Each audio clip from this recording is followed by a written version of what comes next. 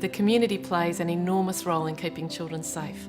Schools, childcare centres, GPs, they're often the first port of call, maternal and child health nurses, but also the next door neighbour. Police are central to good practice, and whatever family and friends can do to support children and to support women in these circumstances, and sometimes it's picking up the child to go to the basketball practice. It's keeping the routine, keeping the normal things that help kids to feel like they're grounded. Sometimes those practical things are what women need most.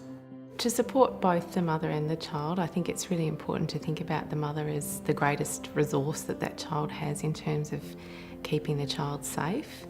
And to be able to do that, we need mum and child to be able to communicate with each other. So being able to think of ways where you might be able to have a talk to the child in the company of the mum, but also providing mum opportunities where she can say not only how it is for her, but how it is parenting and how it is for each of her children, who may all be having their own different experiences. What she needs is your validation, your affirmation that she's a good person, she is smart, she's going to get through this, there is a way out, and that she's not on her own.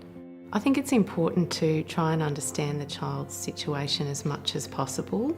An outsider looking in can never know exactly what's going on, but children are wanting to be able to talk to someone about what's happening for them. They may be very fearful to tell someone, but at the same time, if they're given the opportunity and if they know that it's someone they can trust, then they will open up about what's going on at home. The signs that a child might be experiencing domestic violence are sometimes the ones that are most obvious are the ones that people may notice, and that might be acting out behaviours or aggressive behaviours towards peers or towards others. Many children living with violence can actually be doing well at school and are quite resilient. So it does depend on the quality of the relationship, their attachment, their temperament, a whole lot of other protective factors.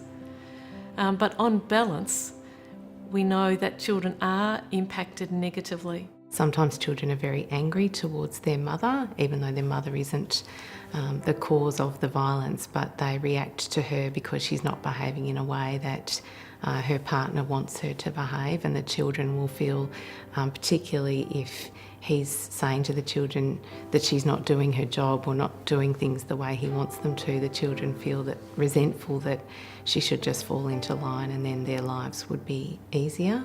Sometimes women will be very scared and almost overcompensate with the children, and they've lost confidence in their mothering, in their parenting. Reassuring her she's doing the right thing by setting appropriate limits, expecting kids to be respectful, setting consequences, establishing routines, bedtimes, set structure for the kids. That will help the kids to calm down actually and to feel safe.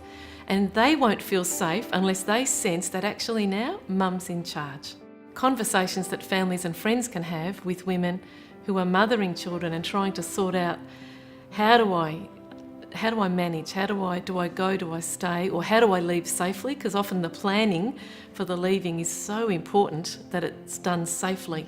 We talk a lot about helping children and mothers safety plan. So what that means is that in the event that they're feeling unsafe, they've thought through some of the things they might be able to do to either protect themselves or seek protection from others. Now, of course, with the laws, it would be important to keep in mind that if you suspect that that child's being abused, then you could contact the Child Protection Service locally and have a talk to them. Child protection can play a varied role, really, depending on the circumstances. But the whole ethos is around trying to preserve the children in the family and not to take children away, but to do the opposite, to help children to be safe, to have stability at home, and to promote their development. In the event of immediate concerns about safety, of course, we would recommend to call the police.